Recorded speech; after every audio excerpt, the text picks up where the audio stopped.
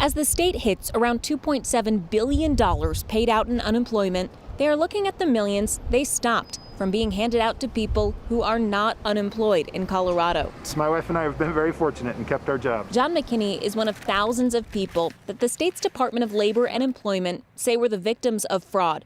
People used his last name, phone number, and birthday to file for Pandemic Unemployment Assistance, or PUA. 77% increase in PUA claims versus the week prior, certainly adequate indication of an increase in fraud. The state says fraudsters are targeting PUA claims because the system is brand new and the department doesn't have an employer to double check that the gig workers and self-employed are actually laid off. States learned early on that the measures we have in place for regular unemployment, the system that's been around for decades, unfortunately are just not in place with this PUA system. Last week, the state flagged 5,600 claims as potentially fraudulent and stopped payments on half of those, around $34 million.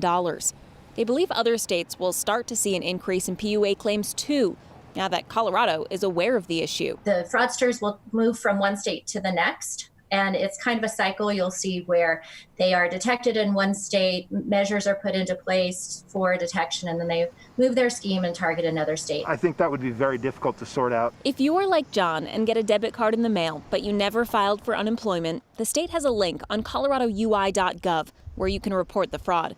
To prevent further fraudulent claims, the state has stopped allowing people to backdate benefits more than a week unless you speak with an agent. Katie Eastman, 9 News.